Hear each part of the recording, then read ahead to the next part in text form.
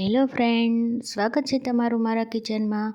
આજે આપણે બનાવીશું વધેલી ખીચડીની વઘારેલી ખીચડી। આમ તો રાતે બધાયના ઘરે ઘણા પણ ઘરે ખીચડી વધતી જ હોય છે, તો આપણે વઘારેલી ખીચડી તૈયાર કરીએ। તો જેના માટે સૌથી પહેલાં આપણે ડુંગળી, બટેટા અને ટામેટાં લઈ લઈશું શાકભાજીમાં।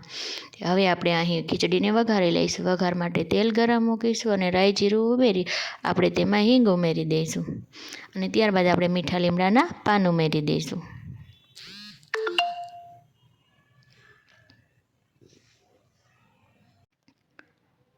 ત્યારબાદ આપણે તેમાં બટેટા ઉમેરી દઈશું। ત્યારબાદ આપણે તેમાં ડુંગળી ઉમેરી દઈશું।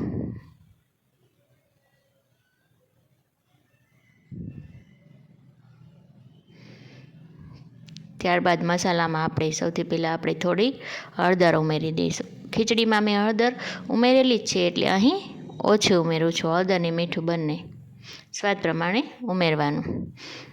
ત્યારબાદ આપણે બધું મિક્સ કરી બરાબર આપણે તેને ઢાંકીને આપણે 2 થી 3 મિનિટ આપણે કૂક થવા દઈશું। ત્યારબાદ આપણે તેમાં ટામેટાં અને લીલા મરચાં પણ ઉમેરી દઈશું। તેને પણ આપણે સારી રીતે મિક્સ કરી આપણે 1 થી 2 મિનિટ માટે આ રીતે સાતળી લઈશું।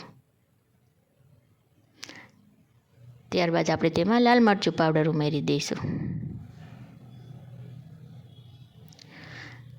ત્યારબાદ એને સરસ રીતે મિક્સ કરી આપણે તેમાં અડધી વાટકી છાશ ઉમેરી દઈશું। છાશ ઉમેરવાથી ખીચડીનો ટેસ્ટ અને કોટિંગ પણ સારું આવે છે। ખીચડી સરસ એવી તૈયાર થાય છે।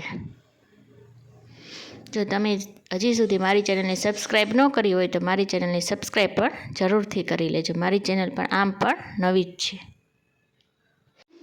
ત્યારબાદ આપણે તેમાં ખીચડી ઉમેરી દઈશું અને તેને પણ આપણે સારી રીતે મિક્સ કરી લઈશું।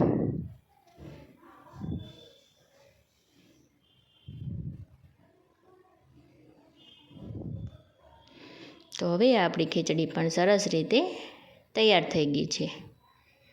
જો છાશ ઉમેરવાથી ખીચડીનું કોટિંગ સારું આવે છે। હવે આપણે ઉપરથી તેમાં લીલા ધાણા ઉમેરી દઈશું। તો હવે આપણી ખીચડી પણ સરસ રીતે તૈયાર થઈ ગઈ છે। તમે પણ આ રીતે જરૂરથી ટ્રાય કરજો।